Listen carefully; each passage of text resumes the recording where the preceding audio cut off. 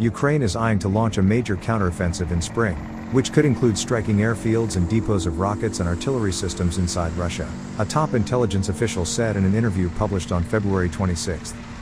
It is one of our strategic military goals that we try to drive a wedge in the Russian front in the south, between occupied Crimea and Russia, Vadim Skibitsky, deputy head of Ukrainian military intelligence, told the German newspaper Berliner Morgenpost.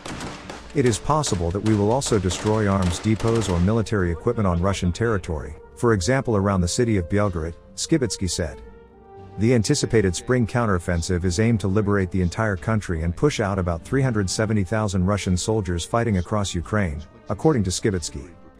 The statement about an anticipated spring counteroffensive came after top defense officials said Ukraine was preparing for a major push to change the dynamic of the war. Currently, Russia is pushing on the eastern front as it masses forces trying to finally capture the city of Bakhmut in Donetsk Oblast after months of intense siege. Ukraine said recently that its striking distance has increased.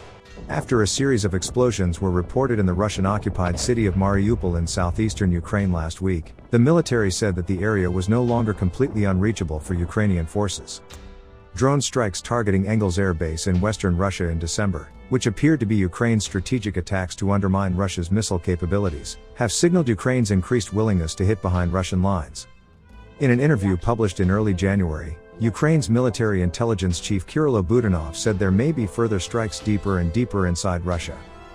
But Budanov did not claim Ukraine's responsibility for a series of drone attacks at Russia's air bases hundreds of kilometers deep inside the country, adding that he could only comment on it once the war ends.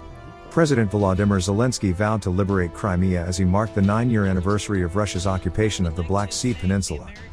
"This is our land, our people, our history. We will return the Ukrainian flag to every corner of Ukraine," Zelensky said in a statement. "By returning Crimea, we will restore peace," he added.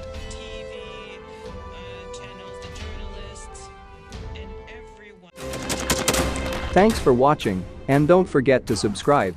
Also, if you want to support Warthog Defense, please become our member and get early access to new videos, exclusive members-only videos, and become administrator in comment section. The membership link is in the description. Rescues every day. We had a guy last week at 6 rescues in 6 days. He's doing the job every day.